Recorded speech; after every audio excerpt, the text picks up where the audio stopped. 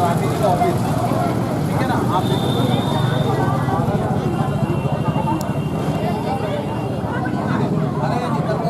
Hello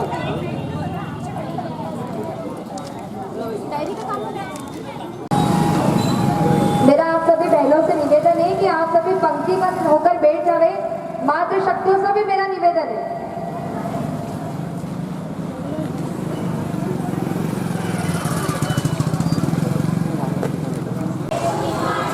तपोभूमि हर ग्राम है, हर बाला देवी की प्रतिमा, बच्चा बच्चा राम है,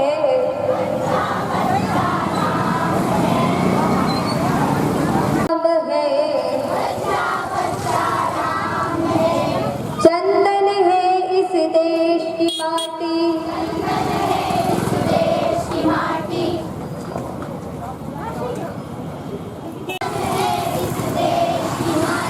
तपोभूमि हर ग्राम है, हर बाला देवी की प्रतिमा, बच्चा बच्चा राम है, हर शरीर मंदिर सा पावन। आवाज नहीं आ रही है किसी की भी? हर शरीर मंदिर सा पावन, हर मानव उपकारी है, जहाँ सिंह बन गए खिलौने,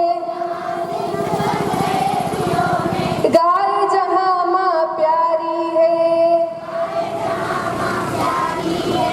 जहाँ सवेरा शंख बजाता, बाला देवी की प्रतिमा, बच्चा बच्चा राम है, जहाँ कर्म से भाग्य बदलते, त्याग और तप की गाथाएं गाती कवि की वाणी है,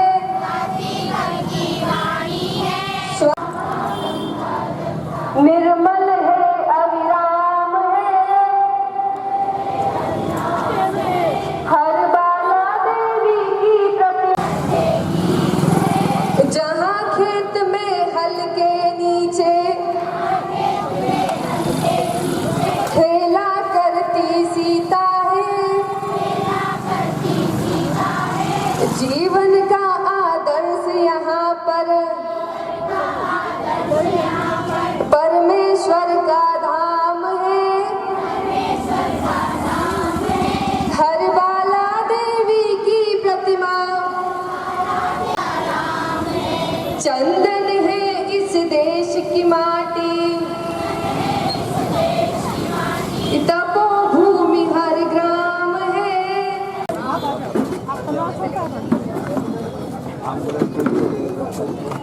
दीदी आप थोड़ा सामने जाओ।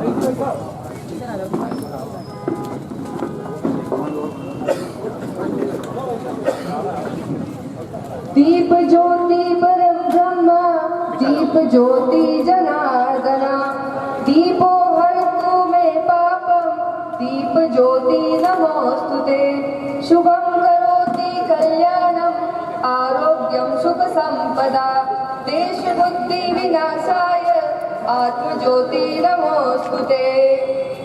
बोले भारत माता की, नव दुर्गा मैया की जय। जय श्री राम, जय जय श्री राम।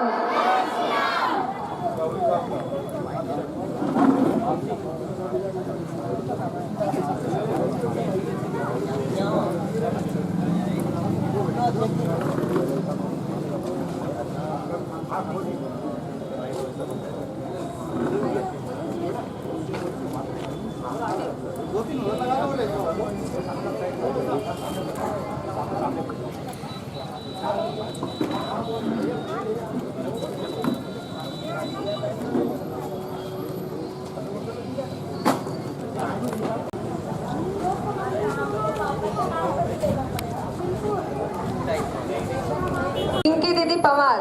आप राष्ट्रीय सह संयोजिका है दुर्गा वाहिनी से। आपका निवास आगर में है। सुश्री ज्योति प्रिया दीदी शर्मा, आप विश्व हिंदू परिषद दुर्गा वाहिनी मालवा प्रांत संयोजिका है। आपका निवास मंदसौर में है। श्रीमान ओजस जी सोलंकी भाई साहब, आप विश्व हिंदू परिषद नागदा जिला अध्यक्ष एवं दुर्गा वाहिनी के पालक हैं। श्रीमती रेणुका दीदी चौधरी, आप मातृशक्ति नागदा जिला संयोजिका है। इसके पश्चात जिले के पदाधिकारी हमारे बीच मोहन जी राठौर भाई साहब, आप समृद्ध जी सेन भाई साहब, आप नागदा जिला सह मंत्री हैं। श्री राम गोपाल जी परमार, आप नागदा जिला सह मंत्री हैं। श्री रमेश जी प्रजापत भाई साहब, आप सेवा प्रमुख हैं नागदा जिले से। श्री रोशन जी शुक्ला भाई साहब, आप जिला गोरक्षा प्रमुख हैं। श्री महेश जी आंजना भाई साहब से श्रीमती संध्या दीदी खेरवाल दीदी, आप प्रखंड संयोजिका है। श्रीमती किरण जोशी दीदी, आप सत्संग प्रमुख हैं। श्रीमती सीमा चौहान दीदी, आप सेवा प्रमुख हैं। श्रीमती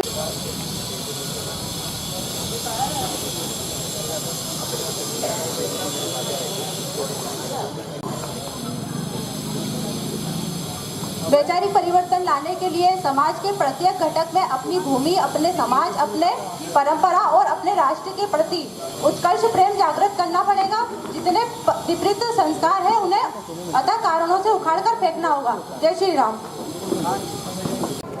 ये दोहराना नहीं है। भारत माँ की संतानें हम, शीश झुकाना क्या जाने। धरा उठा ले गगन झुका दे, उठे चले सीना ताने। हम ही कृष्ण का चक्र सुदर्शन, हम अर्जुन के तीर है।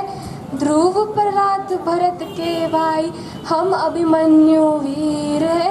हम हंसते तूफानों में, रोना धोना क्या जाने। धरा उठा ले गगन झुका दे, हम प्रताप के पुण्य धरोहर।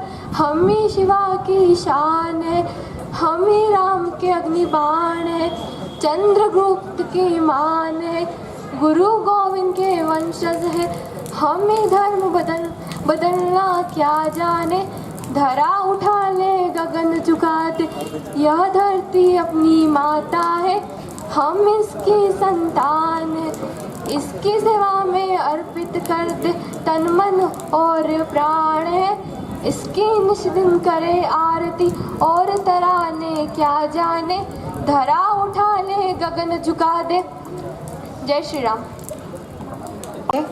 शिवे सर्वाद साधिके शरण्ये त्र्यंबके गौरी नारायणी नमस्तुते। माँ दुर्गा के चरणों में प्रणाम करती हूँ। मंच पर उपस्थित मेरी छोटी स्नेहिल बहन प्रांत की संयोजिका सुश्री ज्योति प्रिया शर्मा, इस मातृशक्ति की जिले की संयोजिका रेणु दीदी, जिले के अध्यक्ष ओजस जी भाई साहब और यहाँ उपस्थित सभी मेरी माताएं, मेरी छोटी छोटी बहनें और सभी मेरे बंधु, सभी को मेरा सादर प्रणाम है। आज सब आप यहाँ पर एकत्रित हुए हैं, आप सभी में भी व्याप्त शक्ति तत्व को मैं प्रणाम करती हूँ। ये माताएं जो हाथ में शस्त्र धारण किए यहाँ बैठी है, एक तेजस्वी ओजस्वी रूप लेकर यहाँ पर बैठी है। आप सब जानते हैं ये जो शस्त्र आपने हाथ में धारण किया है ना, आप सब ये बताइएगा आप में से ऐसी कितनी बहनें हैं जिनके घर पर कोई ना कोई शस्त्र है। कितनी बहनें हैं हमारे घर पर कोई ना कोई शस्त्र है, वो बहन है, भाई है, कितनी है? देखना नागदा वालों मेरे भाइयों कि कितने घरों में शस्त्र है। आज हम एक ऐसे स्थान पर रहते हैं जहां विदर्भियों की अगर हम बात करेंगे तो उनके घरों में कितनी ही संख्या में शस्त्र मिल जाएंगे। आपकी यात्राओं पर फेंकने के लिए बहुत पत्थर मिल जाएंगे। आप एक बार बाजार में निकलिए तो सही, कोई शोभा यात्रा निकालिए तो सही, आपके घरों में क्या है? देखिए आंकड़ा, आज हमारा देश, हमारा समाज किस स्थिति में जा रहा है। आप सब जानते हैं कि हमारे यहाँ पर शस्त्रों का कितना महत्व है। शस्त्रों का भी है और शास्त्र का भी है। आप स्वयं देखिए माँ दुर्गा को, माँ दुर्गा के हाथ में शस्त्र है। अरे प्रत्येक हमारे देवी देवताओं के हाथों में शस्त्र होते हैं, किसी के हाथ में भाला है, किसी के हाथ में तलवार है, किसी के हाथ में चक्र है, पर कोई न कोई शस्त्र है। शस्त्र है तो शास्त्र भी है, और जब जब भी शस्त्र और शास्त्र मिलते हैं ना, तभी हिंदू साम्राज्य जो है वो सही सलामत रहता, स्थापित रहता है। आज बताइए, हमारे पूर्वजों की, हमारे महापुरुषों की बात करें तो उनके पास शस्त्र भी थे और शास्त्र भी थे, इसीलिए आज हम हिंदू हैं। इस नाते हम सब यहाँ पर बैठे हैं। अगर उनके हाथों में शस्त्र नहीं होते, शास्त्र नहीं होते, तो शायद आज हम यहाँ हिंदू हैं, इस नाते हम यहाँ नहीं बैठे होते, हमारा भी स्वरूप आज कुछ और होता। तो आप देखिए शस्त्र और शास्त्र कितने आवश्यक है। समर्थ गुरु रामदास का शास्त्र और छत्रपति शिवाजी का जब शस्त्र मिला था तो उन्होंने हिंदू साम्राज्य की स्थापना की थी। चाणक्य का शास्त्र और चंद्रगुप्त मौर्य का जब शस्त्र मिला था तो उन्होंने भी हिंदवी साम्राज्य को स्थापित किया था। आप सब भी जाएं कि इस दशहरे के पहले पहले हमारे घर में हमारे भाई से, हमारे पिता से, अपने पति से एक आग्रह करें कि एक शस्त्र अपने घर में खरीद के लाएं और उस शस्त्र का दशहरे के दिन अपने घर में पूजन करें। जितने भी सरकारी विभाग हैं, वो पुलिस हो, वो कलेक्टर हो, कोई सा भी विभाग है, दशहरे के दिन सभी स्थानों पर शस्त्रों का पूजन होता है। क्यों होता है? क्योंकि पूरे वर्ष भर यही शस्त्र हमारी सुरक्षा करते हैं। तो आप सोचिए कि अगर वो शस्त्रों का पूजन कर सकते हैं तो हम क्यों नहीं, हमारे घर में शस्त्र क्यों नहीं है? जब विपत्ति आएगी तो यही शस्त्र हमारी सुरक्षा करेंगे। तो आज जो शस्त्र का पूजन हुआ है, इस भाव को आप समझिएगा और शस्त्र खरीदिएगा।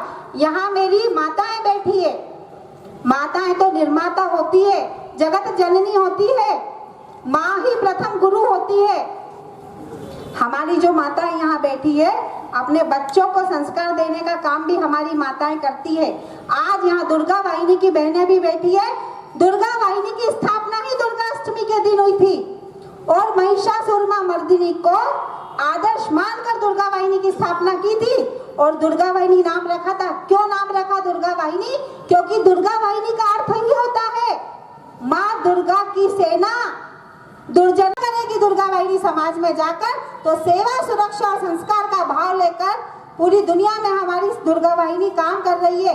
सेवा से आप देखना, जब जब भी कभी आवश्यकता पड़े, प्रत्यक्ष अप्रत्यक्ष रूप से आप हमारी बहनों को आह्वान करेंगे, वो कोई भी कार्य हो, सेवा कार्य, हमारी बहनें वहां आपको खड़ी मिलेगी। सुरक्षा की हम जब बात करते हैं तो वर्गों के माध्यम से हमारी बहनों को सुरक्षा, आत्म सुरक्षा वर्गों में सिखाई जाती है और वही बहनें जब सुरक्षा का भाव अपने अंदर लेकर आती है तो शक्ति साधना केंद्र के माध्यम से, मिलन केंद्र के माध्यम से अन्य बहनों को भी वह सुरक्षा सिखाती है, शस्त्रों का अध्ययन कराती है। और वही बहनों के अंदर इतना आत्म स्वाभिमान जागृत हो जाता है कि कोई भी विधर्मी की हिम्मत नहीं होती कि आंख उठाकर भी उन बहनों की तरफ देख ले।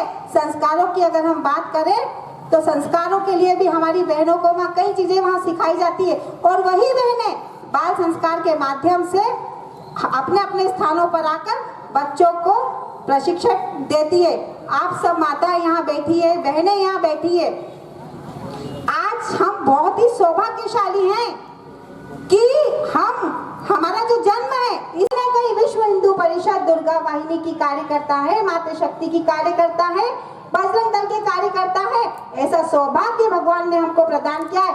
आज इस नागदा नगर में हजारों की संख्या में माताएं बहनें होगी, परंतु उसमें से कुछ ही माताएं बहनें यहाँ बैठी है। उसका कारण है कहीं न कहीं ईश्वर ने इस निमित्त आपको चुना है, कहीं न कहीं प्रभु चाहता है कि इस ईश्वरीय कार्य को आप करें, वरना आप सब जानते हैं कि यहाँ कमी है क्या बहनों की, लेकिन ईश्वर चाहता है, ये ईश्वरीय कार्य है कि इस कार्य को आप करें। आप जो माताएं यहाँ बैठी है ना, हमारे यहाँ कहते हैं कि यत्र नार्यस्तु पूजन्ते तत्र रमन्ते देवता, जहाँ नारियों की पूजा होती है वहाँ देवता भी वास करते हैं।